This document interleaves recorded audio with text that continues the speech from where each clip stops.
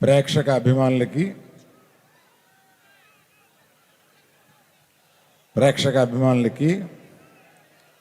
Media మిత్రులకి శ్రీకాకుళం ప్రజలందరికీ ఈ ఫంక్షన్కి విచ్చేసిన మీ అందరికీ నా నమస్కారాలు.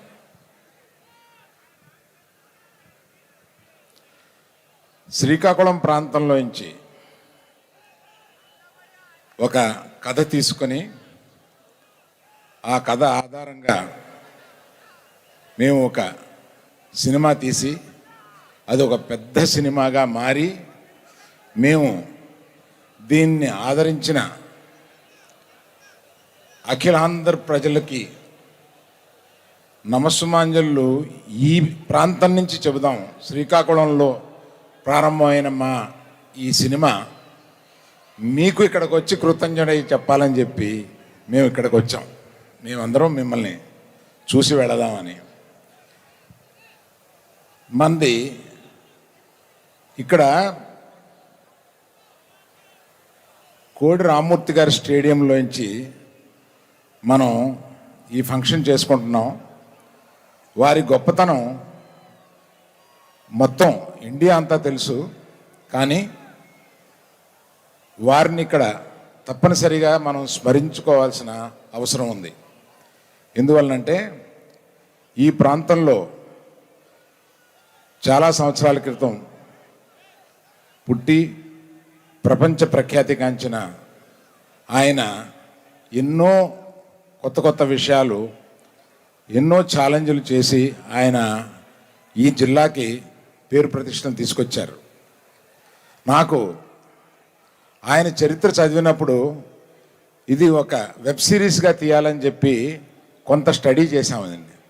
నాకు ఆశ్చర్యపోయిన విషయాలు ఏంటంటే అంత బాడీ బిల్డింగు, అంత అంటే 2 కార్లను 2 చేతులతో ఆపి పబ్లిక్లో నిరూపించుకున్న ఆయన, అంత శక్తివంతుడు ఆయన కేవలం శాకాహారి. అది ఒక పెద్ద మెసేజ్ అన్నమాట. అంటే శాకాహారం తింటూ కూడా అంతటి శక్తిని చూపించగలమని ఆయన నిరూపించారు. అటువంటి ఆయన కథని ఏనాటికైనా ఒక సినిమాగా కానీ వెబ్ సిరీస్గా కానీ చేయాలని తలుస్తున్నాం.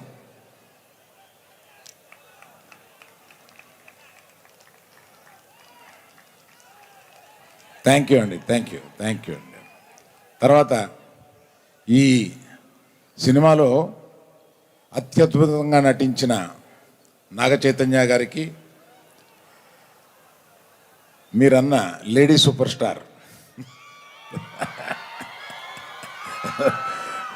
సాయి పల్లవికి, వాళ్ళిద్దరినీ బొమ్మలాట ఆడించినట్టు ఆడించిన మా డైరెక్టరు చందు మొండేటి గారికి.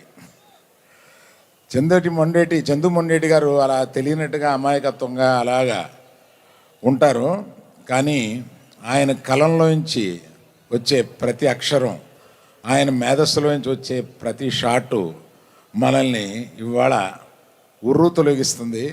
అటువంటి మేధస్సు కలిగిన ఆయన చాలా సైలెంట్గా, ఏమీ తెలియని అమాయకత్వంగా ఆయన కూర్చుని ఉంటారు. ఆయనకి ఈ స్టేజ్ పూర్వకంగా నేను సరదా కృతజ్ఞతలు చెప్పుకుంటున్నానండి. Thank you sir, thank you very much. ఇలాగా ఇక్కడికి రాని వాళ్ళు మ్యూజిక్ డైరెక్టర్ దేవిప్రసాద్ గారు, ఎడిటర్ నవీన్ నూలి గారు, మా శ్యామ్ దత్ గారు కెమెరామ్యాన్ గారు, వీళ్ళందరూ ఉన్నారు.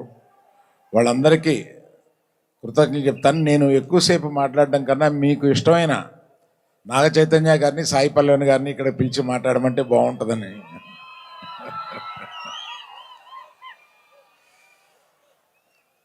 అమ్మ, దీని తర్వాత ఎవరిని పిలవబోతున్నావు నువ్వు? సరే, మనల్ని అందరినీ బొమ్మలాట ఆడిస్తున్న చందు బండేడి గారిని రమ్మని, మీ తరపున మీ ఫీజు కొంత నాకు ఇచ్చేయండి. చందు మొండేటి గారిని రమ్మని పిలుస్తున్నా.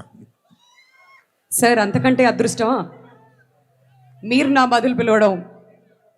వావ్.